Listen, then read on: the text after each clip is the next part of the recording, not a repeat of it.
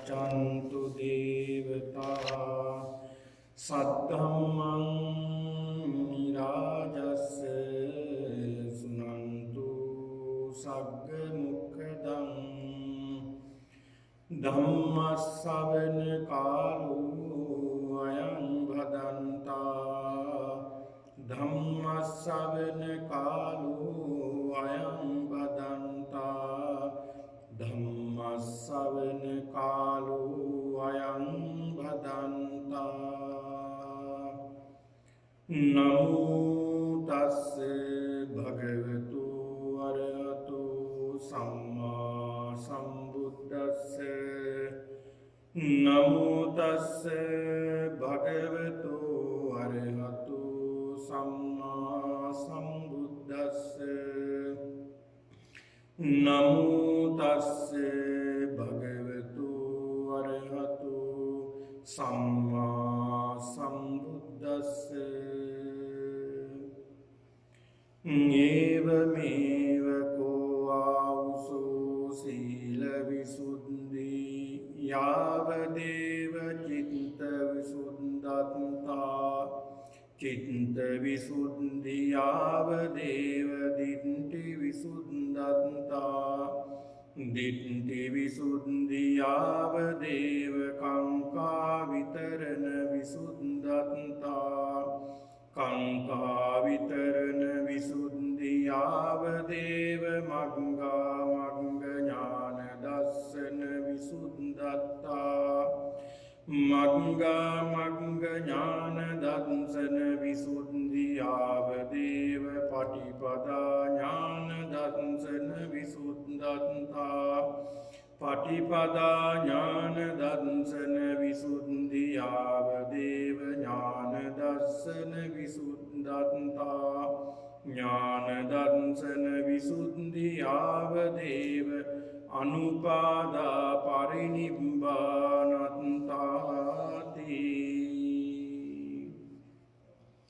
गौरवनीय ලොකු ස්වාමීන් වහන්සේගෙන් අවසරයි සදහැබර වාසනාවන්ත සත්පුරුෂ පින්වතුනි වස්කාල පරිච්ඡේදයේ සිදු කරනු ලබන උතුම් පින්කම් මාලාවේ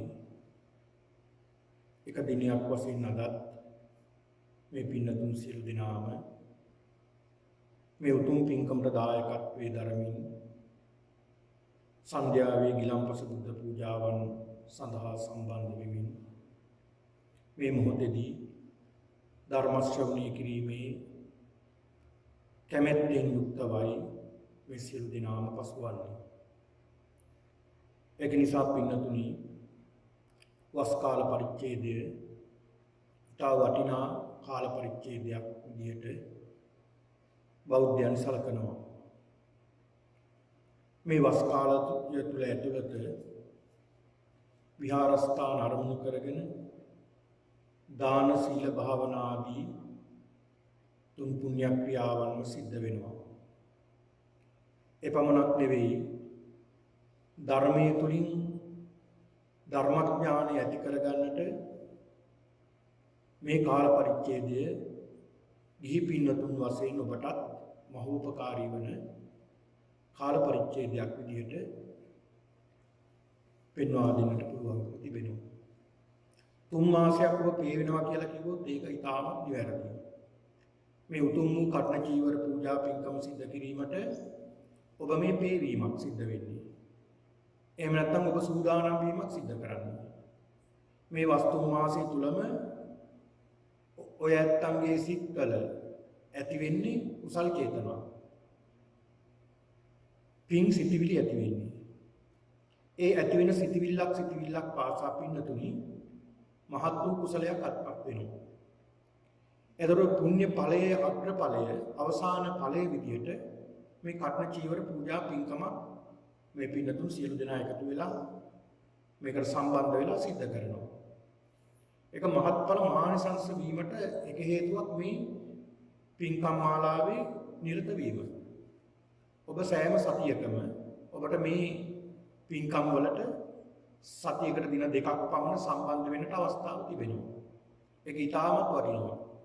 ඉතින් ඒක නිසා මිනිසුන් විදියට බෞද්ධයන් විදියට පින්නතුනි අපි නිතර කුසල් දහම් සිද්ධ කරගන්නට ඕනේ. ඒකට හේතුව තමයි අපි දන්නේ කොයි වෙලාවෙ කොයි මොහොතේ අපි මේ ජීවිතයෙන් සංවර්ධනය යයිද කියලා. මේ ලෝකෙ හිටිය රාජරාජ මහා මාත්‍යවරු හිටියා. ඒ සියලු දෙනාම මැරුණා.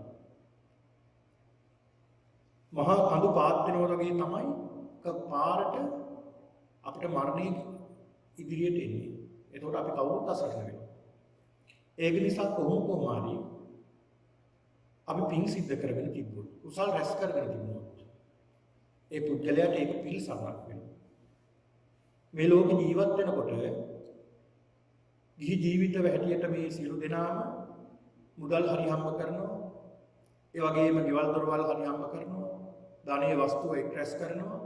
ඒකට හේතුව තමයි අවුරුදු 60ක් 70ක් පමණ කාලයක් ජීවත් වෙන පිරිස විදියට ඒවා පරිහරණය කරන්නට එකතු කරනවා. ඒ ඔබ එකතු කරන ධනය අපි හිතමු ඔබ එකතු කරන ධනය වස්තුව දේපල මේවා ඔය ඇත්තන්ට ප්‍රයෝජනවත් වෙනවා. කොහොමද ප්‍රයෝජනවත් වෙන්නේ? මේ අවුරුදු 70ක් 80ක් පමණ කාලයක් ජීවත් වෙන ඔය ඇත්තන්ට ජීවත් වීම පිණිස ප්‍රයෝජන වෙනවා. හැබැයි ඒව ප්‍රයෝජනවත් වෙනවද කියලා ටිකක් හිතලා බලන්න. මරණයටපත් වුණාට පස්සේ ඒ කිසි දෙයක් අපි අරගෙන යන්නේ. අර එකතු කරපු සියල්ලම දාලා යන්නේ. දරුවන් දාලා යන්නේ, දේපල දාලා යන්නේ, ධනෙ දාලා යන්නේ, සියල්ල අපි දාලා යන්නේ. අපි අරගෙන යන එකම දෙයයි අපි කරන යහපත් අයහපත් කුසල අකුසල කර්ම පමණයි අපි අරගෙන යන්නේ. ඒ නිසා හොඳට අපි මතක තියාගන්නට ඕනේ. යනකොට ගෙනියන්නට අපිට එක්රැස් කරලා තියාගන්නට ඕනේ. ඒ විතරක් නෙමෙයි මෙලොව ජීවත් වෙනකොට සැපසේ ජීවත් වෙන්න, සිතේ සතුටින් ජීවත් වෙන්නත් මේ ධර්මය දියුණු කරලා තියෙන්න ඕනේ. ඒ ධර්මය දියුණු කරලා තියෙන කෙනෙක්ට, ධර්මයේ තුල පිහිටන කෙනෙක්ට, ධර්මයේ දියුණු කරපු කෙනෙක්ට ඕනෑම පිරිසක් මැද ඊට සතුටින් ජීවත් වෙන්නට පුළුවන්. ඊට සැපසේ ජීවත් වෙන්නට පුළුවන්. ඒක නිසා පින්නතුනි මේ පින්කම් මාලාවේ තියෙන වටිනාකම තමයි ඔබට මහත් වූ පින් සිටිවිලි ඇති කරවන පුණ්‍ය ගංගාවක් විදියට මේ පින්කම් මාලාව මේ පින්කම පින්නතුනි සිහිපත් කරන්නට පුළුවන්කම තිබෙනවා. ඉතින් අද දවසේ මේ උතුම් පින්කමේ දායකත්වයේ දරමින් අද මේ කටයුතු කරන්නේ විරාජ් මහත්මයාගේ පියාණන්ගේ උපන්දිනය වෙනුවෙන් අගෝස්තු 25 වෙනිදාට ඒ උපන්දිනය යෙදিলা තිබෙනවා. ඒ උපන්දිනය වෙනුවෙන් ඒ පියාණන්ට ආශිර්වාද කිරීමත් ඒ වගේම ත්‍යාගී සහ විරාජ්ගේ දෙමාපියන්ට නිදුක් නිරෝගී සුවය සහ දීර්ඝායුෂ ප්‍රාර්ථනා කිරීම, සහෝදරයින්ට නිරෝගී සුවය ප්‍රාර්ථනා කිරීම, සියලු දෙනාගේ රැකී ආරක්ෂා සහ ලියෝන් පුතාගේ අධ්‍යාපන කටයුතු සාර්ථක වීමටත් නිදුක් නිරෝගී සුවය ප්‍රාර්ථනා කිරීමත් අරමුණු කරගෙන මේ උතුම් පින්කම සිද්ධ කරනවා. ඒ වගේම මයුරී සහ ශෙහාන්ගේ දෙමාපියන්, සහෝදර සහෝදරියන් සහ සියලු නෑදෑ හිතමිතුරන්ට නිදුක් නිරෝගී සුවය සහ දීර්ඝායුෂ ප්‍රාර්ථනා කිරීමත් මේ පින්කමේ තවත් අරමුණක් විදියට ඉදිරිපත් කරගෙන තියෙනවා. ඒ වගේම නිලංක මහත්මයාට ආශිර්වාද කිරීමත් මේ පින්කමේ අරමුණක් විදියට මේ පින්නතුන් තබාගෙන තියෙනවා. ඒ වගේම දිමිත්‍රි සහ කියානා ඇතුළු පවුලේ සියලු දූ දරුවන්ගේ අධ්‍යාපන කටයුතු සාර්ථක වීමත් නිදුක් නිරෝගී සුවය ප්‍රාර්ථනා කිරීමත් අරමුණු කරගෙන මේ උතුම් පින්කම සිද්ධ කිරීම අරමුණු කර ගන්නවා.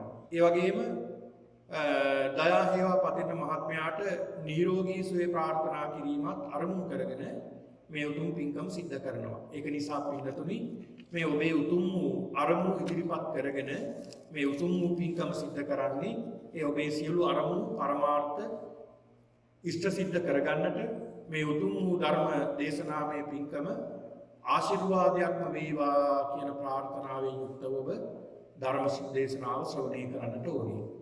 පින්නතුනි බුදුරජාණන් වහන්සේ අපට පෙන්වලා දෙනවා මේ ධර්මයේ තියෙන වටිනාකම. මේ ධර්මයේ පින්නතුනි ඉතාමත් වටිනවා.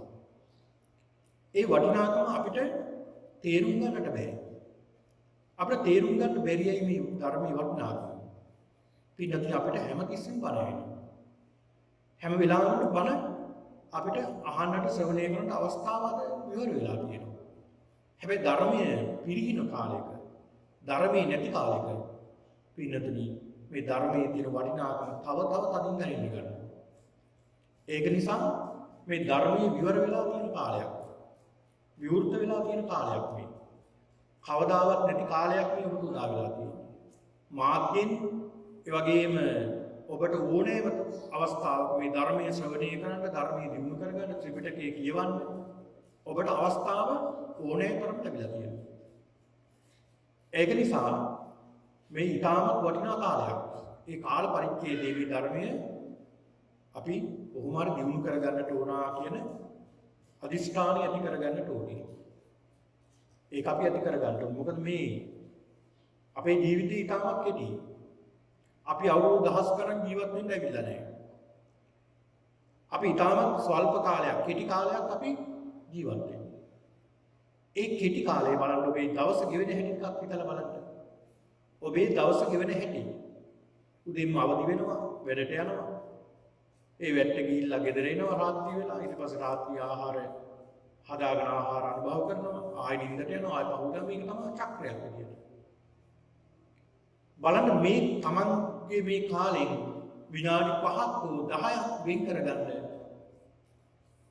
ධර්ම වෙනුවෙන්, තමන් වෙනුවෙන්, තමන්ගේ ආධ්‍යාත්මය වෙනුවෙන්. එහෙම කළොත් තමයි පින්නතුනි ටික ටික මේ ධර්මය තුළට අපිට යොමු වෙන්න පුළුවන්. එකපාරටම නෙමෙයි. ටිකෙන් ටික අපිට මේ ධර්මය දියුණු කරන්න පුළුවන්. ටිකෙන් ටික මේ දේවල් සිද්ධ කරන්න ඕනේ. පින් පවා ටිකෙන් ටික ජල බින්දු නිපාතේන ක්‍රමසම්පූර්ණතේකට. සහේතු සර්ව විද්‍යානං ධර්මස්සිද්ධානස්සක. ජලයේ බින්දුව වැටලා තමයි කලයක් පිරෙන්නේ. එකපාරටම නෙමෙයි. ජලයේ බින්දුව වැටලා කලෙ පිරෙනවා. ඒ වගේ තමයි ධර්මයක්. ටිකෙන් ටික වෙලා මේ ධර්මයේ දියුණු බවට පත් වෙනවා. ඉතින් ඒක නිසා පින්නතුනි ඔබේ සිත, කය, වදන කියන මේ දොරවල් තුන සම්වර කරගෙන බොහොම ශ්‍රද්ධාවෙන් යුක්තව අද මේ ධර්ම ශ්‍රවණය කරනවා කියන අදිස්ථානයේ මේ හිතේ ඇති කරගෙන මේ ධර්මයේ ශ්‍රවණය කරන්න. පින්නතුනි අද මම මේ ධර්ම මාතෘකාව වශයෙන් තබා ගන්නට යෙදුනේ මජ්ක්‍ධිම නිකායේ රත විනීත කියන මේ සූත්‍ර දේශනාව. රත විනීත කියන මේ සූත්‍ර දේශනාව. රත විනීත එහෙම නැත්නම් විනීත රත කියන මේ සූත්‍ර දේශනාව. රතයක් උපමා කරගෙන කළ දේශනාවක්. පින්නතුනි බුද්ධ දේශනාවේ වැඩිපුරම බුදුරජාණන් වහන්සේ උපමා තමයි අරගෙන ධර්මයේ කියලා දෙන්න බුදුරජාණන් වහන්සේ උත්සාහ කළේ. මේ ධර්ම දේශනා මේ ත්‍රිපිටකයේ තියෙන සූත්‍ර දේශනා බොහොමයක තියෙන්නේ මේ උපමා. මොකද උපමා වලින් බොහෝ දෙනෙකුට ධර්මය අවබෝධ කරගන්න පුළුවන්කම තියෙනවා. ඒක නිසා මේ උපමා වලින් තමයි මේ ධර්මය පෙන්වලා දීලා තියෙන්නේ බොහෝ තැන්වල. ඉතින් මේ රතයක් උපමා කරගෙන කරපු දේශනාවක් තමයි මේ දේශනාව. හැබැයි මේක බුද්ධ දේශනාවක් නෙවෙයි. මේක බුද්ධ දේශනාවක් නෙවෙයි. පසු බුදුරජාණන් වහන්සේ මේක අනුමත කළා. අනුමත කරපු නිසා ඒක බුද්ධ දේශනාවක් වුණා. ඔන්න බලන්න පින්නතුනි කිසිම දේශනාවක් බුදුරජාණන් වහන්සේ අනුමත කළොත් බුදුරජාණන් වහන්සේ දේශනා කළොත් ඇරෙන්න වෙනත් දේශනාව මේ ත්‍රිපිටකයට ඇතුළත් වෙලා නැහැ. ඒක බුදුරජාණන් වහන්සේ නැවත එක්කෝ ප්‍රකාශ දේශනා කරන්න ඕනේ. එහෙම නැත්නම් බුදුරජාණන් වහන්සේ මේක අනුමත කරන්න ඕනේ. අනුමත කළොත් තමයි බුද්ධ දේශනාවක් වඩපත් වෙන්නේ. ඉතින් මේක බුද්ධ දේශනාවක් වුණාට බුදුරජාණන් වහන්සේ සාධුනාත් පවත්වමින් අනුමත කළා මේ දේශනාව. තාමත් වටිනා දේශනාවක් විදියට. ඒක නිසා පින්නතුනි මේ දේශනාව ආරම්භ වෙන්නේ පින්නතුනි බුදුරජාණන් වහන්සේලා වැඩ ඉන්නවා දඹදිව රජගහනුවර වේළුවනාරාමයේ අසල කලන්දක නිවාසය කියලා. ආරාමයක් තියෙනවා. කලන්දක කියන්නේ ලෙහෙනුන්ට. ලෙහෙනුන්ට අභය භූමියක් වුණ ස්ථානයක් තමයි මේ වනාන්තරය. ඒ ලෙහෙනුන්ට කිසිම ආපදාවක් නැහැ. ඒ රජතුමා විසින් නියම කරලා තිබුණේ මේ ලෙහෙනුන්ට අභය භූමියක්. දැන් විගදාය කියන්නේ නුවන්ට අභය භූමියක්. ඉන්දියාවේ තියෙනවා මේ වගේ වනාන්තර වගේ උයන් තියෙනවා. ඒවා ඒ සත්තුන්ට හානි කරන්න බෑ කිසි කෙනෙකුට. එහෙම අදට දැක් ගන්න පුළුවන්. මේ කලන්තක නිවාප කියන මේ උයනේ බුදුරජාණන් වහන්සේට සිදු කළ ආරාමයක් තිබුණා. මේ ආරාමයේ බුදුරජාණන් වහන්සේ වැඩ ඉන්නවා. මේ වැඩ ඉන්න අවස්ථාවේදී ස්වාමීන් වහන්සේලා 500 නමක් වඩිනවා කිඹුල්වත් නුවර ඉඳලා. මේ කිඹුල්වත් නුවර පින්නතුනි හිටිය ස්වාමීන් වහන්සේ නම. ඔබ දන්නවා බුදුරජාණන් වහන්සේගේ ප්‍රථම ධර්ම දේශනාව ශ්‍රවණය කළ අඤ්ඤා කොණ්ඩඤ්ඤ මහ රහතන් වහන්සේ. උන්වහන්සේ රහත් භාවයට පත් වෙලා උන්වහන්සේ ධර්ම ප්‍රචාරයට යෙදුණා.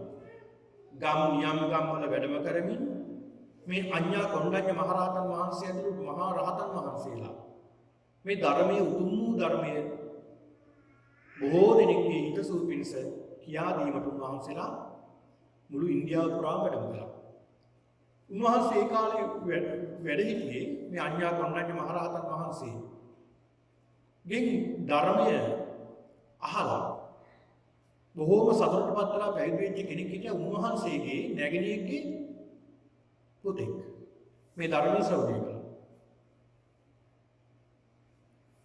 මේ ධර්මයේ ශ්‍රවණය කළා උන්වහන්සේ. ඒ තමයි පුන්න කියන මේ කුමාරයා. මේ කුමාරයා ධර්මයේ ශ්‍රවණය කරලා පැවිදි වෙන්න හිතුණා. පැවිදි භාවයටපත් වුණා. උන්වහන්සේට කියන්න පටන් ගත්තා පුන්න මන්තානි පුත්ත. මන්තානි පුත්ත කියලා කියන්නේ මන්තානි කියන බැමිණියගේ පුතා. මන්තානි පුත්ත මන්තානි කියන බැමිණියගේ පුතා තමයි පුන්න කියලා කියන්නේ. ඒක නිසා ප්‍රසිද්ධ වුණා පුන්න මන්තානි පුත්ත කියලා. පස්සේ කාලෙක බුදුරජාණන් වහන්සේගේ 80 මහා ශ්‍රාවකයන්න් වහන්සේලා අතරින් මේ පුන්න මන්තානි පුත්ත කියන මේ මහා රහතන් උන්වහන්සේ පැවිදි භාවයටපත් වෙලා උන්වහන්සේ භාවනා කරලා උන්වහන්සේ අරහත්ත්වය ලබා ගත්තා. මහා තෙරණමක් විදියට ප්‍රසිද්ධ වුණා. ඒ ප්‍රසිද්ධ වෙලා 500ක් වික්ෂුන් වහන්සේලා සමග තමයි උන්වහන්සේ මේ කිඹුල්වත වාසය කළේ. කිඹුල්වත් නුවර. මේ පුන්න පන්තාන පුත් මහරහතන් වහන්සේ හරි ප්‍රසිද්ධ වුණා විචිත්‍ර ධර්ම කතිකයන් අතරින් අග. උන්වහන්සේ හරි ලස්සනට ධර්ම දේශනා කළා. විචිත්‍ර ධර්ම කතිකයන් වහන්සේ නම උන්වහන්සේ. ඒ නිසා හරියට ප්‍රසිද්ධ වුණා. උන්වහන්සේ හැබැයි කවදාවත් බුදුරජාණන් වහන්සේ දැකලා තිබෙන්නේ නැහැ. බුදුරජාණන් වහන්සේගේ ප්‍රථම ශ්‍රාවකයා වන අඤ්ඤා කොණ්ඩඤ්ඤ මහ රහතන් වහන්සේගේ ගෝලෙක් මාන්තානිපුත් මහ රහතන් වහන්සේ. හැබැයි බුදුරජාණන් වහන්සේ දැකලා තිබෙන්නේ නැහැ. උන්වහන්සේ අරහත්ත්වයටපත් වෙලා. මේ පුන්න මාන්තානිපුත් මහ රහතන් වහන්සේ වික්ෂුන් වහන්සේලා කියලා කතා කරගත්ත අපි කවදාවත් බුදුරජාණන් වහන්සේ හම් වෙන්නේ කියලා නෑ. දැන් හොඳයි යන්නේ. එහෙනම් අපි මේ භාග්‍යවතුන් වහන්සේ දැක බලා ගන්නට යමු කියලා තීරණය කළා. තීරණය කළා පින්නතුන් අර 500ක් වික්ෂුන් වහන්සේලා පළවෙනි පිටත් කළා. පළවෙනිම උන්වහන්සේ පිටත් කළා. උන්වහන්සේ බුදු උදේකලා වාසය කරන කෙනෙක් වේ උන්වහන්සේ. පුන්න මහ රහතන් වහන්සේ. ඒක නිසා උන්වහන්සේලා පිටත් කළා. සතියක් දෙකක් ගියාට පස්සේ තමයි උන්වහන්සේ පුන්න මහ රහතන් වහන්සේ පිටත් වුණේ. දර වික්ෂුන් වහන්සේලා බුදුරජාණන් වහන්සේ වැඩ සිටිය රජගහනුවරට කිඹුල්වත සිට රජගහනුවරට පාගමනින් අද වගේ ඔය අනුවාහන නැහැනේ. පාගමනින්ම වැඩම කළා. වැඩම කරලා බුදුරජාණන් වහන්සේ ළඟට ගිහිල්ලා වන්දනා කරලා එකත් පස්සේ උන්වහන්සේ වැඩ හිටියා. දැන් ඔයත් වාඩි වෙලා ඉන්නා වගේ පැත්තකට වෙලා වාඩි වෙලා ඉන්නවා. බුදුරජාණන් වහන්සේ ප්‍රශ්නයක් අහනවා මහණෙනි කොහොමද ආපු ගමන? ස්වාමීනි භාග්‍යතුන් වහන්සේ කරදරයක් නේ නැහැ. මහණෙනි නුඹලාට දාණය ලැබුණාද? සිව්පසෙන් අපෝපස්ථාන ලැබුණාද? එහෙමයි භාග්‍යතුන් වහන්සේ. මග කොහොමද? මාර්ගයේ කරදරයක් නේ නැහැ භාග්‍යතුන් වහන්සේ. අපේ කරදරයක් බාධාවක් නෙන්නේ. අපි සුවසේ මේ ස්ථානට වැඩම කළා භාග්‍යවතුන් වහන්සේ කියලා ආගිය තොරතුරු කතා කරලා බුදුරජාණන් වහන්සේ අහන ප්‍රශ්නයක්. මහණෙනි ඔය කිඹුල්වත් නුඹලා ඔය වික්ෂුන් වහන්සේලා වැඩ ඉන්න ප්‍රදේශයේ කිඹුල්වත් ප්‍රදේශයේ යම් කිසි තෙර නමක් වැඩ ඉන්නවාද කවුරු හරි අවවාද අනුශාසනා ලබා දෙන්න බලන්න. අවවාද අනුශාසනා ලබා දෙන්න තෙර නමක් වැඩ ඉන්නවාද කියලා. බුදුරජාණන් වහන්සේ මේ ප්‍රකාශ කළේ දේශනා කළේ මහණෙනි දස වස්තුවෙන් එහෙම නැත්නම් මේ දස කතාවෙන් නුඹලව සංකල්පණය කරන්නට සතුටු කරන්නට දස කතාවෙන් නුඹලව ධර්මයට යොමු කරන්නට යම් කිසි තෙර නමක් වික්ෂුන් වහන්සේ නමක් වැඩිහිටි කෙනෙක් ඒ පැත්තේ ඉන්නවද කියලා බුදුරජාණන් වහන්සේ අහුවේ. දස කතාව. පිනතුනේ දස කතාව කියන්නේ මොකක්ද? මේ දස කතාව බුදුරජාණන් වහන්සේ අනුමත කර කතාවක්. හැබැයි දෙතිස් කතාව අනුමත කළේ නෑ. වික්ෂුන් වහන්සේලා අතහැරලා යුතු කතාවක් තමයි දෙතිස් කතාව. රාජ කතා, චෝර කතා මේ විදිහට රාජවරු ගැන කතා කරන එක. ඊළාට ව්‍යාපාර ගැන කතා කරන, වෙළඳාම් ගැන කතා කරන එක මේවා අනුමත කළ දේවල් නෙමෙයි. බුදුරජාණන් වහන්සේ අනුමත කරනවා මෙන්න මේ කියන දස කතාව. මොනවද මේ දස කතාව? පින්වත් එකක් තමයි අප්පිච්චි කතා කියලා කියන්නේ. මොකද්ද මේ අප්පිච්චි කතා කියන්නේ? මේ පාලියෙන් අප්පිච්චිතා කියන්නේ අල්පේච්ඡතාවය කියන්නේ. අල්පේච්ඡතාවය. අල්පේච්ඡ බව තියෙන්නට ඕන. වික්ෂුවක් තුල පමණක් නෙවෙයි ගිහියන් තුලත් බෞද්ධයන් තුලත් අල්පේච්ඡ බව තියෙන්නට ඕන. ඒ නිසා මේවා ඉතාමත් වටිනවා අපේ ජීවිතයට එකතු කරගන්න. මේ අල්පේච්ඡ බව. අල්පේච්ඡතාවය ඉතාමත් වටිනවා අපේ ජීවිතවලට එකතු කරගන්න. මේකේ පෙන්ලා දෙන ආකාර හතරකින් මේ අල්පේච්ඡතාවය පුද්ගලයා තුළ ඇති වෙනවා. මොනවද? එකක් තමයි තාපේච්ඡතාව. තාපේච්ඡතාව කියලා කියන්නේ පින්නතුනි යම් කිසි කෙනෙක් ගාව ගුණයක් නැහැ. අපි හිතමු යම් කිසි කෙනෙක් ගාව ගුණයක් නැහැ. ඒ ගුණේ නැහැ එයා ගාව. හැබැයි ඒ වික්ෂුව මොකද කරන්නේ? තමන්ගේ නැති ගුණ ප්‍රකාශ කරනවා. මට මේ ගුණේ තියෙනවා, මේ ගුණේ තියෙනවා, මට මේ වගේ දෙයක් තියෙනවා. මට මේ වගේ මාර්ගඵල ලැබිලා තියෙනවා. මට මේ වගේ ධ්‍යාන සමාපatti වලට සම්බන්ධ පුළුවන්. මෙහෙම කියලා දෙයක් නැහැ තුනේ. හැබැයි ඒ පුද්ගලයා අනිත් අයට අඟවනවා මට මේවා තියෙනවා. මට මේවා කියලා අනිත් අයට අඟවනවා. එහෙමයි නැද්ද? එහෙමයි ඉන්නවා. ඒ වයිට රැවටෙනවා සමහරව. ඒ වයිට රැවටිලා පිටිපස්සේ යනවා. ඒක නිසා ඇතුලේ දෙයක් නැතුව දෙයක් තියෙනවා කියලා අඟවනවා. ඒක මහා පාපයක්. ඉතින් ඒක නිසා බුදුරජාණන් වහන්සේ පෙන්ලා දෙන මේ අප්පිච්චිතා ගුණේදී තාපේච්ඡතා කියන එක අපෙන් බැහැර විය යුතු කාරණාවක්. ඊළඟ මහේච්ඡතා කියලා තියෙනවා. මහේච්ඡතා කියලා කියන්නේ පින්නතුනි ඇතුලේ තියෙන ගුණයක්. සීලය හෝ සමාධිය හෝ ප්‍රඥාව හෝ ඇතුලේ ගුණයක් තියෙනවා. ඒක උනඟවනවා. හොඳ සිල්වත් කෙනෙක් අඟවනවා අනිත් අයට මට සීලයක් තියෙනවා. දැන් කලින් කිව්ව කාරණාවක් තමයි තමන්ගේ ඇතුලේ එකක් නැහැ. ඒනට අඟවන මොනවද මේ අඟවන්නේ? සිව්පසේ උපස්ථාන කරගන්න, සිව්පසේ ලබා ගන්න. ලාභ ප්‍රයෝජන සඳහා තමයි නැති දෙයක් අඟවන්නේ. එහෙම නෙමෙයිද? එහෙමනේ. නැති දෙයක් අඟවන්න කෙනෙක් අඟවනකොට ඒ කියන්නේ සිව්පසේ ලබා ගන්න බලාපොරොත්තු වෙයි. බලන්නකෝ. ඊළඟට මේකෙන් සඳහන් කරන්නේ මහිච්ඡතා කියලා කියන්නේ තියෙන ගුණ ප්‍රකාශ කරනවා. ඒත් ඒකක් භයානකයි. කෙනෙක් ගාව ගුණයක් තියෙනවා අපි තුමු සීලයක් තියෙනවා එයා ගාව. තමන්ගේ සීලය අනිත් අයට කියනවා මම මෙහෙම සීලයක් රකින්නවා මම මෙහෙම සීලයක් රකින්නවා මම මෙහෙම සීලයක් රකින්නවා මම මෙහෙම සීලයක් රකින්නවා කියලා කියනවා. ඒ කීමෙන් බලාපොරොත්තු වෙන්නේ මොකක්ද? එයාට ලාභ ප්‍රයෝජන ලබා ගන්න, එයාගෙන වර්ණාවක් ඇති කරගන්න, අනිත් අයගේ හොඳයි කියලා අහගන්න. එහෙමනේ. බලන්න මේවා එන හැටි. මේ කෙලෙස් එන හැටි. ඒක නිසා තමයි බුදුරජාණන් වහන්සේ මේ වගේ ආවරණය කරලා තියෙන මේවා ඇති කරගන්න එපා කියලා. ඊළඟට තියෙනවා අත්‍රිච්ඡතා කියලා. අත්‍රිච්ඡතා කියලා කියන්නේ තමන්ට ලැබෙන යමක්. හැබැයි ඒකෙන් සතුටු වෙන්නේ නැහැ. තමන්ට ලැබෙන යමක් හැබැයි සතුටු වෙන්නේ නැහැ ඒකෙන්. ඒක ලද දෙයින් සතුටු වෙන කෙනෙක් නෙමෙයි. තමන්ට යමක් ලැබෙනවා අපි හිතමු මොකක් හරි තෑග්ගක් කවුරු හරි ගෙනල්ලා දෙනවා. එහෙම නැත්නම් මොනවා හරි අවුරුද්දට ඇඳුමක් හරි ගෙනත් දෙනවා. එතකොට මොකද හිතන්නේ? අනේ මේක බලලා හිතනවා මේකට වඩා හොඳ එකක් මේ ගන්න තිබ්බනේ. මේකට වැඩිය හොඳ එකක් ගන්න තිබ්බනේ කියලා මේ තියෙන එකට වැඩිය නැති එකට ආස කරනවා. තියෙන එක රැක් ගන්න බලන්නේ නැති එකට ආස කරනවා. ඔන්න බලන්න. ඔය බුදුරජාණන් වහන්සේ කාලේ එක්තරා භික්ෂුණීන් වහන්සේලා 39ක් වැඩ හිටියා. උන්වහන්සේ භික්ෂුණීන් වහන්සේලාට දානය පිළිගන්නන්න දැන් සූදානම්ලා කැවුම් තමයි පිළිගන්නේ. එකම අච්චුවෙන් හදපු කැවුම් ටික මේ. කැවුම් 30ක්ම උන්වහන්සේලාට පාත්‍ර වලට පිළිගන්නේ. එතන හිටව මුල් ආසනේ හිටව භික්ෂුණීන් වහන්සේ කල්පනා කරනවා අනිත් තමන්ගේ කැවුම දිහා බලලා අනිත් එක්කනාගේ කැවුම දිහා බලනකොට මේකට වඩා අරක ලොකුයි වගේ. නෑ එකම අච්චුවෙන් හදපු එක. හැබැයි තමන්ට පේන්නේ කොහොමද? මේකට වැඩිය අරක ලොකුයි. ඒක නිසා කල්පනා කළා කතා කරලා කිව්වා මේ ඔය කැවුම් මට දෙන්න. මේක ඔයා ගන්න කියලා ඒ කැවුම් ඉල්ලගත්තා. ඒක බලනකොට ඒක පොඩි අරකට වැඩියි. ඒකත් මාරු කළා. ඔය විදිහට 30 වතාවක් මාරු කළා තමන්ගේ මුල් කැවුම අන්තිමට ආවා කියලා. බලන්න මේ ළඟ දෙයින් සතුටු වෙන්නේ නැති වුණාම මේ කියන තත්ත්වය.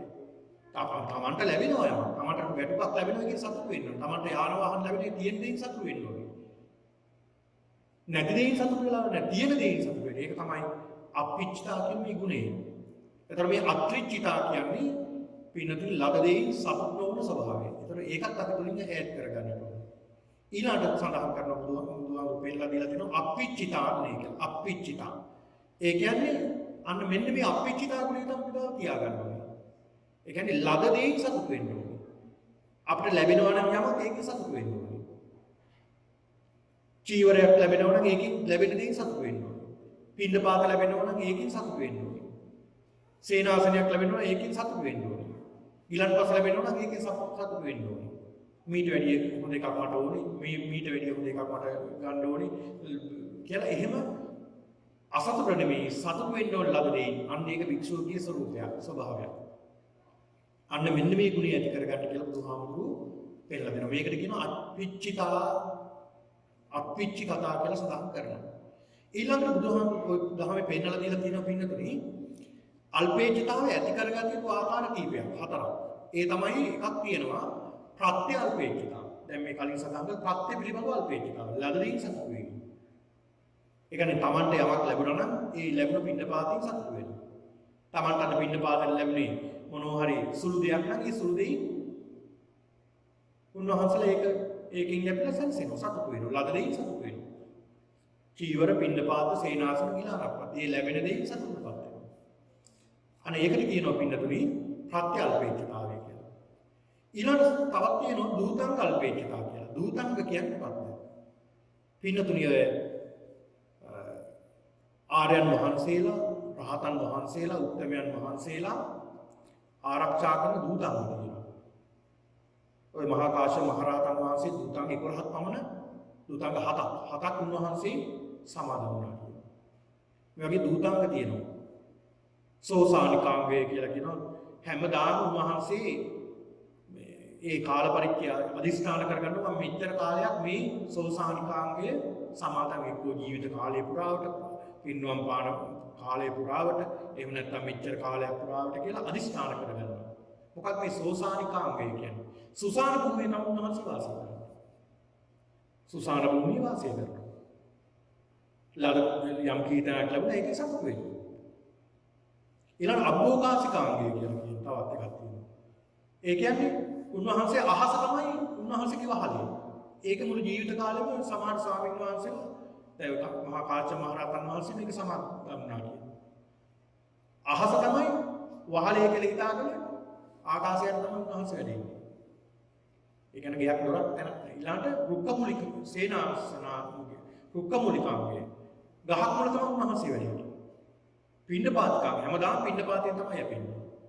ඒකත් ගෙවල් ගේ පිළිවෙලින් අනුපිළිවෙලට. දැන් අපිටත් පුළුවන් ඕවා ආරක්ෂා කරන්න. ඔයගේ බරපතල දේවල් නෙමෙයි. දැන් අපිටත් පෞද්ගලික දේවල් තියෙනවනේ. කියන්නේ අපි හිතමු කෙනෙක් මස් මාළු කන්නේ නැහැ. ඒක අනිත් අයට කියන්න අවශ්‍යද? මම මේ මස් මාළු කන්නේ නැහැ මම මෙහෙම එහෙම කියන්න අවශ්‍යයි. ඒක තමන් ගාව කියාගන්න දෙයක්. එහෙනම් ඒක අපිට ලකින්න බැරි පුළුවන්. පුළුවන් කාලයක් මම මේ සත්‍යයක් දෙකක් තුනක් මාසයක් පුළුවන් කාලයක් තමන්ට ආරක්ෂා කරන. ඒක තමන්ට පෞද්ගලිකව ප්‍රයෝජන ලැබෙන දෙයක්. මම එක් වේලකින් ජීවත් වෙන්නේ. දවසටම එක වේලයි ආහාර ගන්න. කියලා කොට හුරුනහම ඒකේන ඒ කාල පරිච්ඡේදය ඇතුළත එච්චරයි. ඒ තමන්ට ආවේනිකුණ මේ දූතාංග සමාදම් වෙන්න අපිට පුළුවන්. දැන් මේ වගේ ඒකට කියනවා දූතානිකාංගය කියලා. දූතාංග අල්පේච්ඡතාව කියලා සඳහන් කරනවා. ඊළඟ පින්නතුනි පරියාප්ති අප්පිච්චිතා කියලා සඳහන් වෙනවා. පරියාප්ති කියලා කියන්නේ බහුසුතභාවය. බොහෝ ඇසු පිරු නුවණ දැනුම තිබීම. දැන් බොහෝ උගත්කම තියන අය සමහර උගත්කම පෙන්නන්න යනවානේ. කතා කරන්න ඉස්සල්ලා මම PhD එකක් තියෙන කෙනෙක්. මම MPhil එකක් තියෙනවා. මම මේ වගේ මහාචාර්ය කෙනෙක්. මම ආචාර්ය කෙනෙක්. මම මෙහෙම කෙනෙක්. මම ඇමති කෙනෙක්. මම മന്ത്രി කෙනෙක් කියලා. කතාව පටන් ගන්නකොට එහෙම නෙමෙයි සමහර කියන්නේ. එහෙමනේ කියන්නේ. ඉතින් ඒව අපිට වැදගත් අපිට වැදගත් නැහැ මේවා. ඒ තමන්ගේ උගත්කම කාගාව තියාගන්න ඕනේ. තමන්ගාව. හැබැයි සමහරු ඉන්නවා ඉතාමත් ඉහළ ඉගෙනගෙන තියෙන අය පුංචි දරුවෝ වගේ කතා කරනකොට එයා කවදාවත් කියන්නේ නැහැ.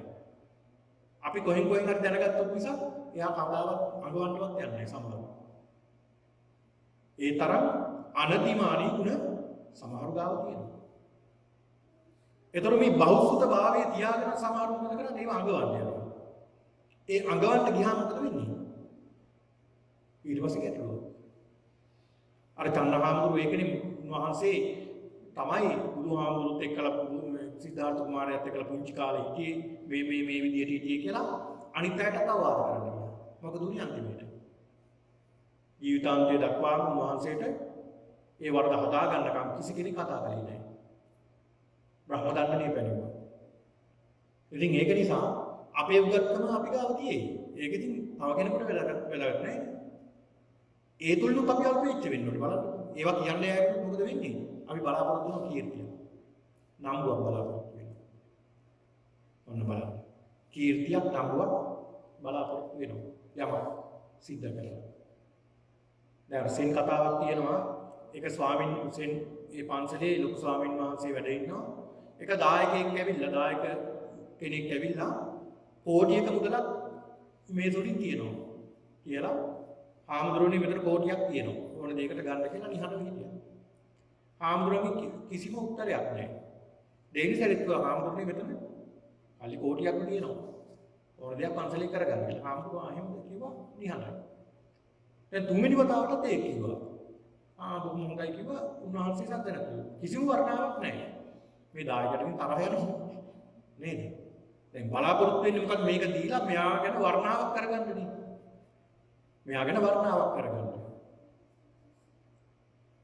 ඒ බලාපොරොත්තුෙන් තමයි දැන් මේ ඉන්නේ. ආමුදුරණ දොස් කිව්වා ආමුදුරනේ මෙතන මෙච්චර මුදලක් දීලා වහන්සේක වර්ණාවක් කළේ නෑ මම. කියලා දොස් කිව්වා. ආමුදුරෝ සඳහන් කරනවා පින්වත ඕක මම බාරගත්තට මට ස්තුති කරන්න ඕනේ කියලා. ඕක බාරගත්තට මට ස්තුති කරන්න ඕනේ කියලා උන්වහන්සේ බලන්න මේ කතාව දින බර යන ගැඹුර. ඉතින් අපි යමක් දෙන්නේ මොකටද එතකොට බලාපොරොත්තු වෙන්නේ. ඒතකොට එතනත් අපි අල්ලගෙනනේ. එතනත් අපි අල්ලගෙන. මේ අල්ලගන්න දේවල් අපි අතාරින්න ඕනේ. ඒක නිසා මේ පිළිබඳව පින්නතුනි මේ කල් වේලා ගත වෙන නිසා තා කෙටියෙන් මේවා සඳහන් කරන්නේ. ඒ වගේම බුදුරජාණන් මේ දස කතාවලින් ඊළඟට සඳහන් වෙනවා සන්තුට්ටි කතාව. සතුටු වෙන්නට ඕනේ. ඒ කියන්නේ ධර්මයේ තුලින් සතුටු වෙන්න ඕනේ. සිත සතුටු වෙන කතා කියන්න ඕනේ. ඒ කියන්නේ කතන්දර වගේ නෙමෙයි. සිත සතුටු වෙන දැහැමි කතා සිද්ධ කරන්න ඕනේ. සන්තුට්ඨිතා. සතුටින් වාසය කරන්න ඕනේ. සතුටින් වාසය කරන කිරීමේ තියෙන වටිනාකම ගැන කතා කරන්න ඕනේ භික්ෂුන් වහන්සේලා එක්ක. ඊළඟ පවිවේකතාව. ඒ කියන්නේ විවේකය ඇති කරගන්න ඕනේ. පින්නතුණිය දැන් ඇත්තටම ඔය අත්තන්ට ගියන් විදියට විවේකයක් ඇත්තෙම නැහැ නේ. විවේකයක් ඇත්තෙම නැහැ නේ. බොහෝ අවිවේකයි. ඒ අවිවේකකම නිසා විවේකයේ තියෙන වටිනාකම ඔබට වැටහෙනවා. ඒක නිසා තමයි ගෙදරින් එළියට නිවාඩු දවසක් හරි ගිහිල්ලා පොඩක් හිත ඔළුව හරි නිදහස් කරගන්න බලන්න. ඒක නිසා අපි පුරුදු වෙන්න ඕනේ අඩුම තරමේ දවසකට විනාඩි 10ක් 15ක්වත් කාත් එක්කලවත් කතා කරන්නේ නැතුව පොඩ්ඩක් නිහඬව එළියට වෙලා හරි පොඩ්ඩක් නිහඬව ඉන්න විවේකී. ඒ විවේකී ඇති කරගන්න ඕනේ. ඒ විවේකී නැතුනොත් අපිට කිසි දෙයක් කරන්න හම්බ වෙන්නේ නැහැ. ඔය ඇත්තන්ට කරන්නේ ස්වාමින් වහන්සේලාට හරි වටිනවා නේද? විවේකී කියන්නේ විවේකී කියන එක. ඒක ස්වාමින් වහන්සේ නමක් හිටිය බුදුහාමුදුරන් කාලේ ඒ ස්වාමින් වහන්සේ ඒ හාමුදුරුවෝ හරි දක්ෂයි. හරිම පඬිතුයි. උන්වහන්සේ ගාවට එනවා ශිෂ්‍යයෝ. එන හැම ශිෂ්‍යයෙකුටම උපදෙස් දෙනවා භාවනා කරන්න. හරියටම භාවනා කරන උන්වහන්සේලා කියන පාරේ හරියටම ගමන් කරලා එන්න හැමෝම යන්න යාපව රහත් වෙන්න. කොහොම රහත් වෙලා? රහත් භාවයට පත්ලා මිසක් යන්නේ නැහැ. උන්වහන්සේ ඒ තරම් දක්ෂයි. කියන විදිහ හරි දක්ෂයි ඒකට උන්වහන්සේ. බොහෝ දෙනෙක් උන්වහන්සේ ගාවට එනවා මේ කමටහන් ගන්න. උන්වහන්සේට සෑහෙන දැන් පිරිසක් එනවා හැම තිස්සෙම උන්වහන්සේ භික්ෂුන් වහන්සේලාට අවවාදන් ශාසනා දෙනවා ධර්මයේ දේශනා කරනවා මාර්ගය කියලා දෙනවා කමටහන් දෙනවා. මේ කමටහන් අරගෙන රහත් වෙලා ගිය ගෝලේ කල්පනා කරනවා දැන් අපි නම් රහත් වෙලා උන්වහන්සේ මේ රහත් වෙලා නැහැ. උන්වහන්සේ රහත් වෙලා නැහැ. උන්වහන්සේම රහත් වෙන්න මාර්ගය කියලා දෙනවා අනිත් අය රහත් භාවයට පත් කරන්න මාර්ගයක් තියෙන උන්වහන්සේ රහත් වෙලා නැහැ. අර රහතන් වහන්සේ කල්පනා කළා මේ ගුරුහාමුදුරට මේ භාවනා කියලා දෙන ස්වාමින් වහන්සේට වෙන්නලා දෙන්න ඕනේ කියලා. ඊළා කතා කරන්න ගියා ස්වාමීනි මට ඔබ වහන්සේත් එක්කලා පොඩ්ඩක් කතා කරන්න. උන්වහන්සේ කිව්වා අනේ කතා කරන්න වෙලාවක් නැහැ. ඔබ වහන්සේට උදේ දාන වන්දන බැයි. දාන වන්දන වෙලාවේ බෑ ඒ වෙලාවේ කට්ටියක් එනවා කතා කරන්න. මගේ උපදෙස් ගන්න. එහෙනම් ඔබ වහන්සේට දවල් දාන වන්දන වෙලාව ඒ වෙලාවේ අහවල් පැත්තේ ඉනවා කට්ටිය. එහෙනම් අවසරෙත් කට්ටිය. එහෙනම් ඔබ වහන්සේට හැන්දෑවේ පුළුවන්. හැන්දෑවේ බෑනේ. විශාල පිරිසක් ඉන්නවා අහවල් ප්‍රදේශයේ. මගේ මේ කර්මස්ථාන ඉගෙන ගන්න.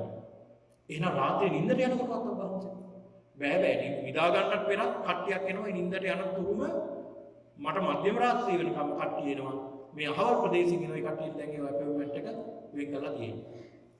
මේ හාමුදුරුවෝ සඳහන් කරනවා මේ රහතන් වහන්සේ ස්වාමීනි ඔබ වහන්සේට මැරෙන්නවත් වෙලාවක් නැති වෙයි දන්නේ නැහැ නේද? ඒ කියනකොට උන්වහන්සේ හිත ගැස්සුණා. උන්වහන්සේ කල්පනා කළා මේ මම සෑහෙන දෙයක් මේ කරගෙන තියෙන්නේ. මම අනිත් අයට උපදෙස් දීලා තියෙනවා නමුත් මට මැරෙන්නවත් අවුල් වෙලාවක් නැහැ කියලා. අපි සියල්ලකින් ඈත් වෙලා උන්වහන්සේ ඈත ප්‍රදේශයක වනාන්තරයට කියලා භාවනා කරනවා.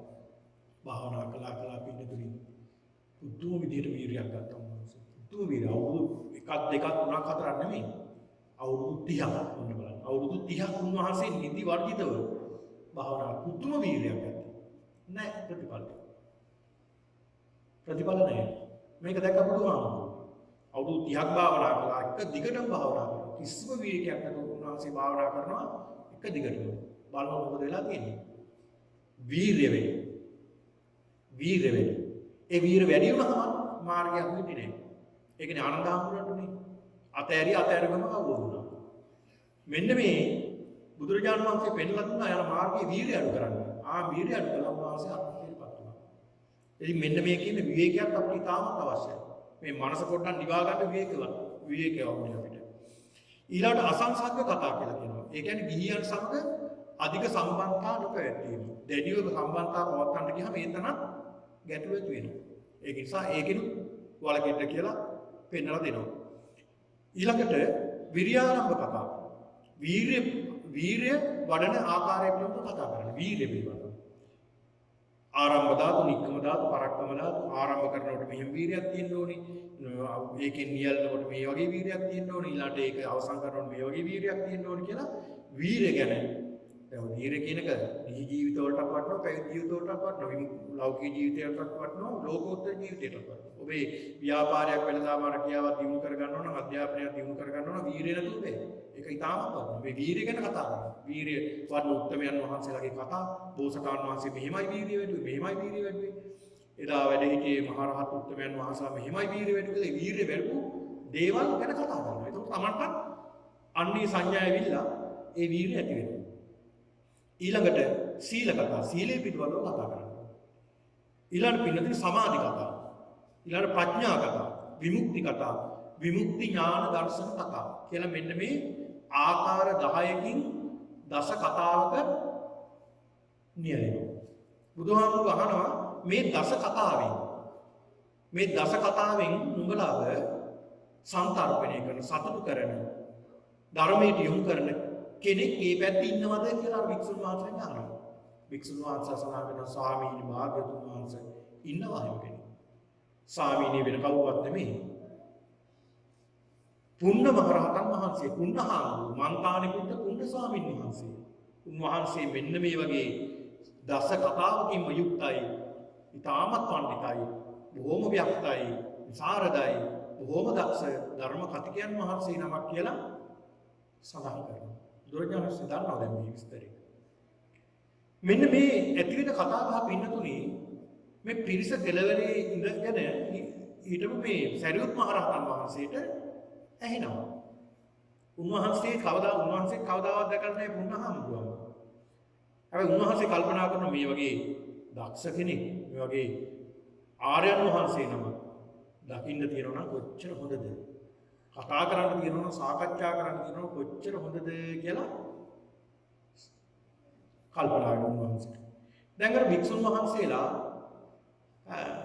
ආපහු වැඩම කරනවා.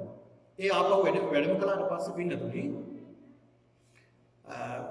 බුදුරජාණන් වහන්සේ අර කලන්දක නිවාප කියන මේ ආරාමයේ ඉඳලා උන්වහන්සේ වැඩම කරන ඒ ළඟ තියෙනවා අසල අන්දවනය. එතෙන්ට වැඩම කරනවා.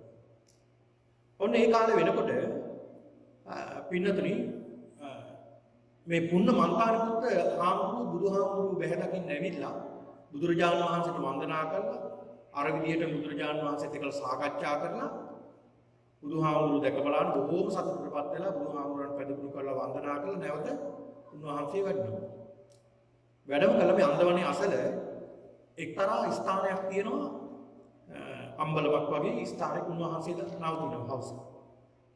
සරියුත් හාමුදුරුවෝ දැන් මේ ස්ථානයට වැඩම කරනවා. දන්නේ මේ උන්වහන්සේ කියලා මේ පාරේ වැඩම කරනකොට ස්වාමීන් වහන්සේ නම වැඩ ඉන්නවා. ගිහිල්ලා කතා කරනවා. පින්නතුනි අඳුරන්නේ නැති ස්වාමීන් වහන්සේ නමකට නමක් දන්නේ ස්වාමීන් වහන්සේ නමකට කතා කරන ආයුෂ්මතුන් කියලා. ඇවැත්නි කියලා. සරියුත් හාමුදුරුවෝ ඇවැත්නි කියලා විස්තර කතා කරලා එවැත්නි ඔබ මේ බුදුරජාණන් වහන්සේගේ ශාසනයේ මහානදම් පුරන කෙනෙක්ද? ඔව් එවැත්නි කියලා පුන්න මන්තානිපුත්ත හාමුදුරුවෝ සඳහන් කරනවා. සරියුත් හාමුදුරුවෝ උන්වහන්සේ දන්නේ නැහැ මේ සරියුත් හාමුදුරුවෝ කියලා. සරියුත් හාමුදුරුවෝ දන්නේ නැහැ මේ පුන්න මන්තානිපුත්ත හාමුදුරුවෝ කියලා. ඔන්න බලන්න. දෙන්නට දෙන්න කවුද කියලා දන්නේ නැහැ. සාකච්ඡා කරනවා. ඔන්න බලන්න. දැන් අපි නම් කතා කරන්න ගියාම ඉස්සෙල්ලා වම් අහලා ඔක්කොම තොරතුරු අරගෙන කතා කරන්න. දැන් බලන්න උන්වහන්සේලාගේ තියෙන අපිච්චතා කියන ගුණය. උන්වහන්සේලාගේ මේ ගුණය බලන්න. ඊළඟ අහනවා මේ සරියුත් මහමුදුරෝ සරියුත් මහ රහතන් වහන්සේ අහනවා ආයුෂ්මතුනි එහෙනම් ඔබ වහන්සේ කුමක් සඳහාද මේ ශාසනයේ මහානදම් පුරන්නේ? ස්වාමීනි ආයුෂ්මතුන් වහන්සේ මම මේ බුදුරජාණන් වහන්සේගේ ශාසනයේ මහානදම් පුරන්නේ අනුපාදා පරිනිබ්බාණය සඳහාමයි.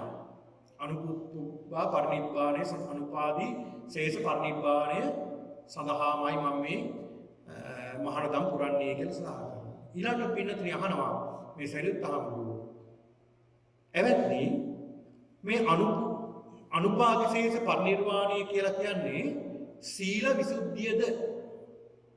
ඒ කියන්නේ මේ සප්ත විසුද්ධිය කියන දැන් මේ සීල විසුද්ධියද? මොකද්ද මේ සීල විසුද්ධිය කියන්නේ?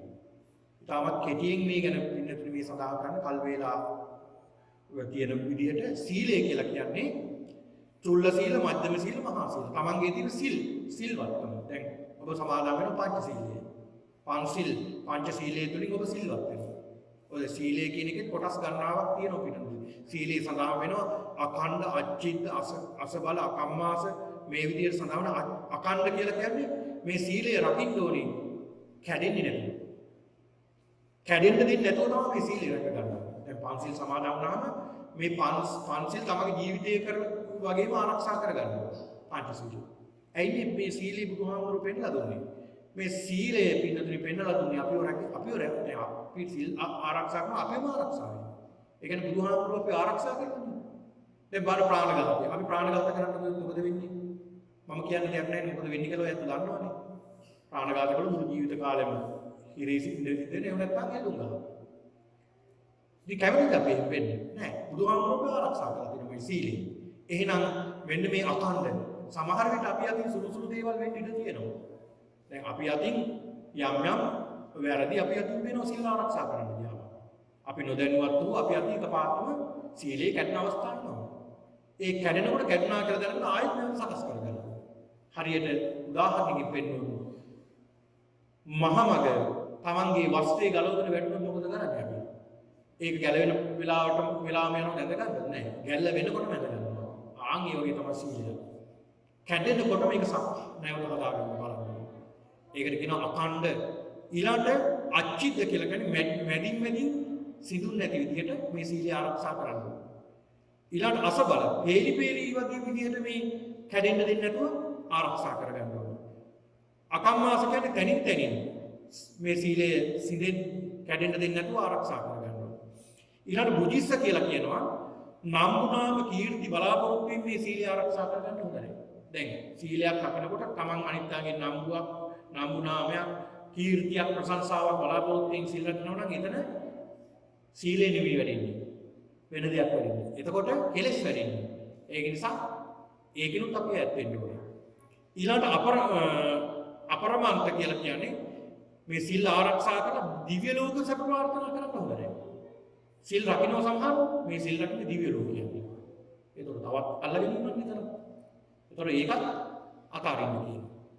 ඊළඟ විඤ්ඤුප්පසත්ත කියලා කියනවා බුදු පසේ බුදු මහරහතන් වහන්සේලාගේ පරම්පරාවෙන් ආපු සීලයක් නේද මේ රකින්නේ. බුදුරුත් මේ සීලය රැකලා ඊළඟට පසේ බුදුරජාණන් වහන්සේලා මහරහතන් වහන්සේලා ආර්යයන් වහන්සේලා ආරක්ෂා කළ සීලයක් නේද ආර්යකාන්ත. ඒකට කියනවා ආර්යකාන්ත සීලය. මේ ආර්යකාන්ත සීලයක් නේද මම ගාව මේ තියෙන්නේ. ඒකනේ මම ආරක්ෂා කරන්න උත්සාහ කරන්නේ කියලා සතුටු වෙන්න ඕන. අන්න සීල විසුද්ධිය කියන්නේ ඒකයි. ඊළඟ පින්නතුනි චිත්ත විසුද්ධිය. චිත්ත විසුද්ධිය කියලා කියන්නේ උපචාර සහිත අෂ්ට සමාපatti ලබා ගැනීම. සමාපatti 8ක්. උපචාර සමාධිය තුළ අෂ්ට සමාපatti 8ක්. ඒ කියන්නේ විතක් විචාරය පීතිසුඛ ඒකාග්‍රතාව සහිත පඨම ධානය, ဒုတိ ධානය, තෘතිය ධානය, චතුර්ථ ධානය. ඊළඟට ආකාසානංචායතන, ආකින්චඤ්ඤායතන, විඥානංචායතන, නේව සංඥා, නා සංඥායතන. මේවා පැහැදිලි කරන්න කල් වේලාව නැති නිසා එක කෙටියෙන් මේ සඳහන් කරන්න පින්නතුනි. ඊළඟට සිත මේ තුලින් සමාධිගත වෙනවා. ඒ සමාධිගත වුණාම එතනින් එහාට තව එකක් තියෙනවා. ඒ තමයි දිට්ඨි විසුද්ධිය. දිට්ඨි විසුද්ධිය පින්නතුනි, දිට්ඨි විසුද්ධිය කියන්නේ නාම රූප වෙන විදිහට බලන්න ඕනේ. නාම රූප බිඳි යන විදිහට අපි දකින්න පුළුවන් වෙනවා. ආන් ඒ තත්ත්වෙට බලන්න පුළුවන් වෙනවා. මේ නාමය මොකද්ද? රූපේ මොකක්ද? මෙතන සත්‍යයක් ඉන්නවද? පුද්ගලයෙක් ඉන්නවද? මේ දිහා බලන්න ඕනේ. දැන් මේ සත්‍යයක් දැන් අපි දැන් පින්නතුනි බලනකොට දැන් අපිට අපි නම් ගොත් විදිහට සම්මුති විදිහට අපිට පේනවා මේ අපි ඉන්නවා. හැබැයි අපි ඉන්නවද මෙතන? නැහැ. අපි කියලා කෙනෙක් නැහැ. මම කියලා කෙනෙක් නැහැ. හරියට බැලුවොත්. මෙතන තියෙන ස්කන්ධ ගොඩක්. පංචස්කන්ධ ගොඩක්. ස්කන්ධ පහක් තියෙනවා. ස්කන්ධ ගොඩක් තියෙනවා. රූප වේදනා සංඥා සංඛාර විඥාන. ඒවා ගොඩක් තමයි තියෙන්නේ. තවත් මේක කැලි කරලා බලමු. පින්නතුනි මේ රූපේ තුල තියෙන්නේ මොනවද? පඨවි ආපෝ තේජෝ ආයෝ වර්ණ ගන්ධ රස ඕජා. මේ වගේ හැදලා තියෙනවා. ඊටාම සිවුම් රූප කලාප වලින් තමයි මේ රූප පින්ඩු හැදලා තියෙන්නේ. රූප පින්ඩ වලින් තමයි මේ සත්‍යයක් හැදලා තියෙන්නේ. ඒ සත්‍යය හැදුන සත්‍යයට සිතක් ඇවිල්ලා තියෙනවා. ඒ සිත තමයි වේගින් ක්‍රියාත්මක වෙන්නේ. මේ සිතේ වේගය මහා වේගින් ක්‍රියාත්මක වෙනවා. ක්‍රියාත්මක වෙන නිසා අපිට තේරෙනවා අපි ඉන්නවා කියලා. හැබැයි අපි Taman කියලා කෙනෙක් නැහැ. ඔන්න ඕක අවබෝධ කරගන්න ඕනේ. ගැඹුරු දැනක් වෙනවා. නාම රූප මේක නාමයේ මේක රූපේ. මේ නාම රූප වෙන් කරගන්න පුළුවන් නම් මේ පුද්ගලයා බොහෝ දුර ඇවිල්ලා තියෙන කෙනෙක්.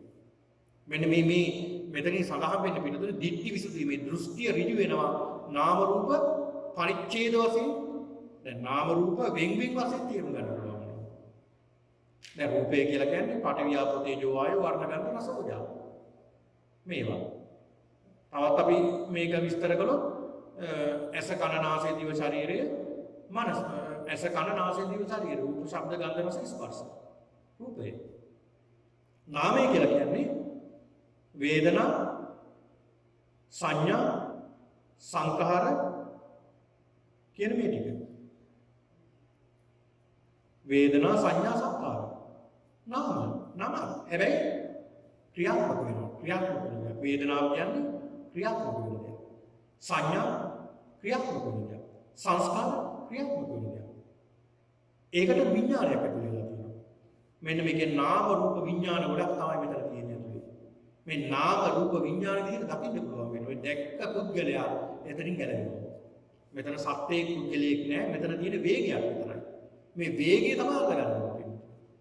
මෙතන ක්‍රියාත්මක වෙන වේගය. මහා වේගයෙන් මේ ශරීරය ක්‍රියාත්මක වෙනවා. ඒ වේගය මෙච්චරයි කියන්නේ. මෙන්න මේ වේගය අල්ලගන්න තමයි බුදුරජාණන් වහන්සේ පෙන්නලා දෙන්නේ මේ තුලින්. ඔන්න දිට්ඨි විසුද්ධිය කියන්නේ ඒකයි. ඊළඟ කාංකහ විතරන විසුද්ධිය. කාංකහ විතරන විසුද්ධිය කියලා පැහැදිලි කරන්නේ නාම රූප නිරුද්ධ වෙන හැටි. ඒ කියන්නේ නාම රූප ඇති වෙන හැටි, ඒ නාම රූප නැති වෙන හැටි කොහොම දකින්න ඕනේ? පටිච්ච සමුප්පාදයට අනුව. නාම රූප පත්‍ය විඥාන, විඥාන පත්‍ය නාම රූප. නාම රූප නිසා විඥාන පවතිනවා, විඥාන නිසා නාම රූප පවතිනවා. අඤ්ඤමඤ්ඤ ප්‍රත්‍ය. ඒ කියන්නේ එකිනෙකට උපකාර වූ ප්‍රත්‍යක් මේක. නාම රූප නිසා විඥානත්, විඥාන නිසා නාම රූපත් පවතිනවා. මෙන්න මේක හොඳට අවබෝධ කරගන්න. ඒකට කියනවා කාංකා විතරන විසුද්ධිය කියලා. ඊළඟ මග්ගාමග්ග ඥාන දර්ශන විසුද්ධිය. මග නොමග දැනගන්න ඕනේ. ඒ කියන්නේ මොකක්ද පින්නත? මේ විදර්ශනා උපක්ලේශයන්ට රැවටෙන්නේ නැතුව. දැන් මේ යනකොට රැවටෙන තැන් එනවා. භාවනා කරගෙන සමාධියටපත් වුණාම කෙනෙකුට හිතෙනවා පේන්න ගන්නවා ඔන්න ලෝකෙ පේන්න ගන්නවා වෙන රටවල් දිහා පේන්න ගන්නවා ඈත පේන්න ගන්නවා ලෝකේ කෙලවර පේන්න ගන්නවා දිව්‍ය ලෝක පේන්න ගන්නවා අපාය පේන්න ගන්නවා ඔවා පේන්න ගන්නකොට මොකද වෙන්නේ සමහරව හිතනවා මේක තමයි විමුක්තිය මෙතන තමයි විමුක්තිය කියලා අරව බල ඉන්නවා අන්න අතරම වෙනවා එතකොට මග නොමග දැනගන්න ඕනේ එතකොට ඒකත් ඒ පාරේ මොකද වෙන්නේ අපි අතරම වෙනවා ඒ පාරේ මේ යන්න ඕනේ විමුක්තිය ළඟා කරගන්න තමයි යන්නේ අන්න ඒක නිසා පෙන්වලා දෙන මේ ඥානෙදි මග්ගාමග්ග ඥාන දර්ශන විසුද්ධියේදී පින්නතුනි මේ විදර්ශනා උපක්ලේශයන් රැවටෙන්නේ නැතුව උද්‍යව ඥානය නැති කරගන්න ඕනේ. උද්‍යව ඥානය කියන්නේ දැන් නාම රූපවල ඇතිවීම නැතිවීම මේ වේගයේ උදේ සමබය ඇතිවීම නැතිවීම. මා වේගෙන් මේවා ක්‍රියාත්මක වෙනවා. මේ නාම රූප වේගෙන් ක්‍රියාත්මක වෙනවා. මේ රූප කලාප වේගෙන් ක්‍රියාත්මක මේ මෙන්න මේ වේගෙන් ක්‍රියාත්මක වෙන ස්වરૂපය අපි අල්ලගන්නවා. මේක අල්ලගත්තාම පින්නතුනි ඒකට කියනවා මග්ගාමග්ග ඥාන දර්ශන විසුද්ධිය. ඊළඟ පටිපදා ඥාන දර්ශන විසුද්ධිය. පටිපදා ඥාන දර්ශන විසුද්ධිය පින්නතුනි පෙන්ලා දෙනවා කර්ම 8කින් ඥාන දර්ශන විසුද්ධිය පෙන්ලා දෙනවා. එකක් තමයි භංගානුපස්සනාව. භංගානුපස්සනාව කියන්නේ මොකක්ද? මෙහෙම බලාගෙන යනකොට මේ ශරීරේ නාම රූප විඥානය ගැන බලාගෙන යනකොට භංගානුපස්සනාව. ඒ කියන්නේ කැඩි පේන්න ගන්නවා මේවා විනාශ වෙනවා. ඇති වෙන හැටි නැති වෙන හැටි. හේතුව නිසා ඇති වෙනවා හේතුව නැති වීමෙන් නැති වෙනවා. ඒක පේන්න ගන්නවා. සිතක් ඇති වෙනවා හේතුව නිසා ඒ සිත නැති වෙනවා හේතුව නැති වීමෙන්. පේන්න ගන්නවා ඒවා. වේදනාව ඇති වෙනවා හේතුව නිසා වේදනාව නැති වෙනවා හේතුව නැති වීමෙන්. පේන්න ගන්නවා. ඒකට කියනවා භංගානුපස්සන ඥාන. ඊළඟ බහිකපට්ඨ ඥාන. මේ රූප කලාපේ වෙනස් වෙන වේගය පේන්න ගන්නවා සිතේ වෙනස් වෙන වේගය පේන්න ගන්නවා ඒක කියන බහතුපත් ඥානය බයක් ඇති වෙනවා මේ තරම් වේගවත්ද මේ තරම් වේගවත් දෙයක්ද මේ ක්‍රියාත්මක වෙන්නේ කියලා අන්න වේගය අල්ලගන්න ඊළඟ පින්නතුනි ආදීනව ඥානය කියන්නේ මේ වගේ ආදීනව පේන්න ගන්නවා මේ වගේ ආදීනව පේන්න ගන්නවා පංචස්කන්ධයේ තියෙන ආදීනව දකින්න ගන්නවා පේන්න ගන්නවා ඒකට කියනවා ආදීව ඥානය ඊළඟ නිබ්බිදා ඥානය මේකෙන් අයින්වීමේ ඥානය. ඒ කියන්නේ මේ නාම රූප වලින් ඉවත් වීමේ තියෙන වටිනාකම. ඒ නුවණ ඇති වෙනවා. ඊළඟ මුංචිත කම්පිතා ඥානය කියනවා මිදෙන්න කල යුතු දේ මොකක්ද මේ කෙලෙස් වලින් මිදෙන්න කල යුතු දේ මොකක්ද කියලා වැටහෙන්න ගන්නවා. ඊළඟ පටිසංඛානුපස්සනා ඥානය. ඒ කියන්නේ ඒ කල යුතු දේ ක්‍රියාත්මක කරන ඥානය. ඊළඟ පින්නතුනි සංඛාරූපේක්ඛා ඥානය. ඊළඟ සංස්කාර උපේක්ෂාවෙන් දකින්න. දැන් අපි එකතු කරන සංස්කාර තියෙනවනේ. ඇස කන නාසය දිව ශරීරය රූප ශබ්ද ගන්ධ රස ස්පර්ශ මේවා එකතු කරනවානේ අපි මේ ඔක්කොම අපේ හිතේ තියෙන අපේ තැම්පත් වෙලා තියෙන මොලේ මේ දේවල් කියලා මේ සංස්කාර වලට අපි ඇලෙනවා එක්කෝ ගැටෙනවා සංස්කාර වලට එක්කෝ අපි ඇලෙනවා එක්කෝ ගැටෙනවා අපි හදාගත්ත සංස්කාර දැන් අපි අපේ ගෙදරට ඇවිල්ලා තියෙන්නේ. සමහර තැන් වලට ගැටලා තියෙන්නේ. ඒ වගේ අපි හදාගත්ත සංස්කාර වලට එක්ක ඇලෙනවා එක්ක ගැටෙනවා. ඕක තමයි ජීවිතය අපි හැමදාම කරන්නේ ගැලීම ගැටීම. එතකොට මේ සංස්කාර උපේක්ෂානා. ඒ කියන්නේ මේ සංස්කාර වලට ඇලෙන්නෙත් නැතුව ගැටෙන්නෙත් නැතුව මධ්‍යස්තව තමන්ගේ හිත තියාගන්න පුරුදු කරනවා. ඔන්න බලන්න. ඒකට කියනවා පින්නතුනි සංඛාරූපේක්ඛා ඥානය කියලා. ඊළඟට අනුලෝම ඥානය. අනුලෝම ඥානය පිළිවෙලින් අනුලෝම ඥානය ළඟා කරගත්තාම පින්නතුනි පිළිවෙලින් ළඟා වෙන ඥානය. පිළිවෙලින්. ඒ කියන්නේ මේ සමාධියෙන් ප්‍රඥාවට මේ විදිහට සීල සමාධි ප්‍රඥා විදිහට ඇති වෙන ඥානය. ඊළඟ ඥාන දර්ශන විසුද්ධිය සඳහා වෙනවා සෝවාන් ආදී මාර්ගඵල. සෝවාන් ආදී මාර්ගඵල ළඟා කරගන්න අනුව නැති වෙනවා. මෙන්න මේ කියන සප්ත විසුද්ධිය පිළිබඳව තමයි මේ සාකච්ඡාව යන්නේ. මේ සප්ත විසුද්ධිය ගැන. දැන් සඳහන් කරනවා සරියුත් හාමුදුරුවෝ අහනවා ඇවැත්නි ඔය සීල විසුද්ධියද අනුපාද පරිනිබ්බාණය කියන්නේ නැති ස්වාමීනි. නැතැවැත්නි කියනවා. එහෙනම් චිත්ත විසුද්ධියද? නෑ ස්වාමී ඒකත් නෙමෙයි. දිට්ඨි විසුද්ධියද? ඒකත් නෙමෙයි කියනවා. කාංකා විතක් විසුද්ධියද? නෑ ඒකත් නෙමෙයි. අනුපාද පරිනිබ්බාණය කියන්නේ ඒකත් නෙමෙයි. ඊළඟ මග්ගාමග්ග ඥාන දර්ශන විසුද්ධියද අනුපාද පරිනිබ්බාණය කියන්නේ නෑ ඒකත් නෙමෙයි. එහෙනම් මග්ග ඥාන දර්ශන විසුද්ධියද? නෑ ඒකත් නෙමෙයි. දැන් මේකක්වත් නෙමෙයි. මේකක්වත් නෙමෙයි. මේවද කියලා ඒවා මේවත් නෙමෙයි කියනවා. ඒවා නෙමෙයිද කියලා ඒවා නෙමෙයි. ඒවත් නෙමෙයි කියනවා.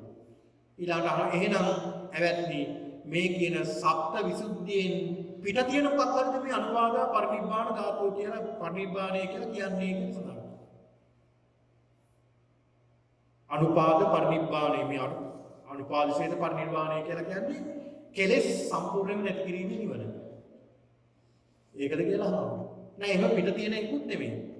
ඔබ වහන්සේගෙන් දැන් ඇහුවා චිත්ත විසුද්ධියද සීල විසුද්ධියද කාංකා විතරන විසුද්ධිය ඥාන මේ විදිහට ඇහුවා ඒත් නෑ කියලා කියන මොකක්ද එහෙනම් කියලා සාකච්ඡා. ඇවැත්නි උපමාවක් පෙන්වලා දෙන්නම්. මේ උපමාවෙන් ප්‍රඥාව තියන අය අවබෝධ කරගන්න මොකක්ද මේ කියලා. කියලා ඔන්න රතවිනීත සූත්‍රයේ රතයක් උපමා කරන දේශනා කරන කාරණා. ඒ තමයි පින්නතුනි. සවැත් නුවර ඉඳලා සාකේත නුවරට යන්නට කොසල් රජතුමාට සිද්ධ වෙනවා. සවැත් නුවර ඉඳලා සාකේත නුවරට යනවා. ඒ යන ගමනේදී යොදුන් 7ක් තියෙනවා. යොදුන් 7ක් තියෙනවා ඒ ගමනේ. සවැත් නුවර ඉඳලා සාකේත නුවරට යොදුන් 7ක් තියෙනවා. දැන් සවැත් නුවරින් මේ රජතුමා මොකද කරන්නේ? රත 7ක් යදලා තියෙනවා. අවසාන ගමන දක්වා. පළවෙනි රතේ පළවෙනි යොදුන වෙනවා. එතනින් බහලා අනිත් රතේ නගිනවා. දෙවෙනි යොදුන ඉවරුනහම දෙවෙනි රතේ නගිනවා. ඊළඟට තුන්වෙනි රතේ නගිනවා. හතරවෙනි රතේ නගිනවා. මේ විදිහට හත්වෙනි රතේ තමයි අන්න බාණ්ඩ සාකේත නුවරට යන්නේ. සාකේත නුවරට කියලා බැස්සාම රජුගෙන් අහනවා සාකේත නුවර වැසියෝ. රජතුමනි ඔබ මේ කරත්තේම දාවේ සවැත් නුවර ඉඳලා නෑ මේ කරත් එන්නේ මෙයාට. එහෙනම් කොහොමද රජතුමා යන්නේ? මම පළවෙනි රතේ මෙතෙන්ට ආවා. ඒ රතේ බහැලා මෙතෙන්ට ආවා. මේ රතේ මෙතෙන්ට ආවා. මේ හත්වෙනි රතේ හයවෙනි තැන ඉඳලා තමයි මේ හත් මෙතෙන්ට ආවේ. කියලා මේ රජතුමා පිළිවෙලට සඳහන් කරනවා. එහෙම පැමිණීමෙන් මොකද වෙන්නේ? අර අශ්වයන්ට තියෙන වෙහෙස නැති වෙනවා. රජතුමාටත් වෙහෙස නැති වෙනවා. ගමනත් ඉක්මනට එන්න පුළුවන් පාසලෙන්. අන්න ඒ වගේ තමයි මේ මන්තානිපුත්ත පුන්න මහරහතන් වහන්සේ සඳහන් කරනවා. ඇවැත්නි මෙන්න මේ වගේ තමයි සීල විසුද්ධිය පිරිසිදුනහම සීල විසුද්ධිය තුලින් චිත්ත විසුද්ධිය ඇති වෙනවා. එතකොට සීල විසුද්ධිය ඇති ඉවරයි. චිත්ත විසුද්ධිය ඇති වුණා. සීල විසුද්ධිය ඇති කරගන්න ඕනේ චිත්ත විසුද්ධියට එනවා. ඊළඟ චිත්ත විසුද්ධිය ඇති වුණාම මොකද වෙන්නේ?